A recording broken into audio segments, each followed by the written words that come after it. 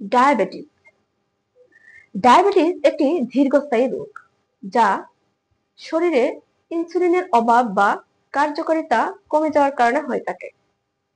এর ফলে রক্তে শর্করা বা গ্লুকোজের পরিমাণ বেড়ে যায়।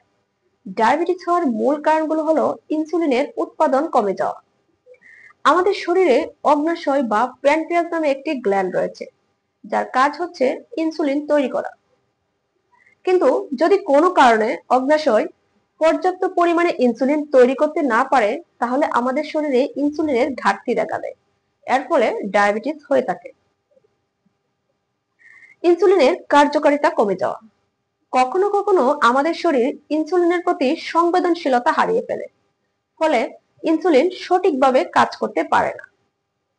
কিছু কিছু রোগের কারণেও ডায়াবেটিস হতে পারে, যেমন অগ্ন্যাশয়ের রোগ, পলিসিস্টিক ওভারিয়ান সিনড্রোম।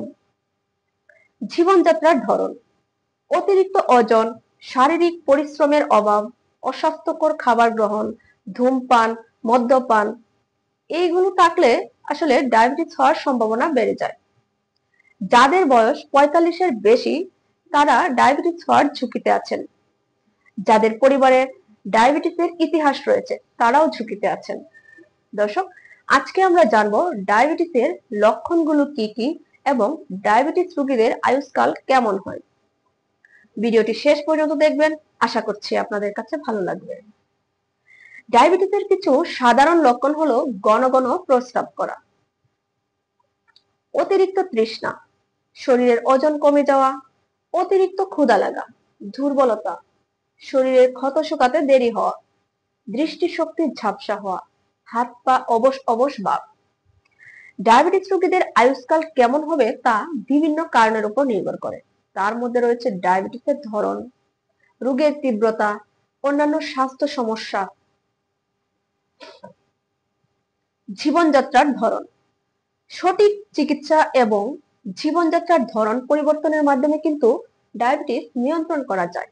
কিন্তু যদি ডায়াবেটিস নিয়ন্ত্রণ করা না হয়, তাহলে হৃদরোগ, স্ট্রোক, কিডনি রোগ, অন্ধত্ব, এমনকি অঙ্গহানির মতো মারাত্মক জটিলতা সৃষ্টি হতে পারে, যার ফলে রোগীর আয়ুষ্কাল কমে যেতে পারে।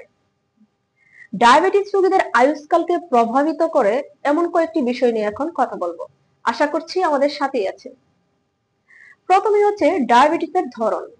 সাধারণত ডায়াবেটিস দুই ধরনের হয়, টাইপ 1 এবং টাইপ 2।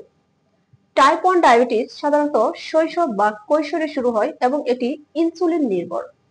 অপরদিকে টাইপ 2 ডায়াবেটিস সাধারণত বয়স্ক মানুষের মধ্যে দেখা দেয় এবং এটি জীবনযাত্রার ধরন পরিবর্তনের মাধ্যমে কিন্তু নিয়ন্ত্রণ করা সম্ভব।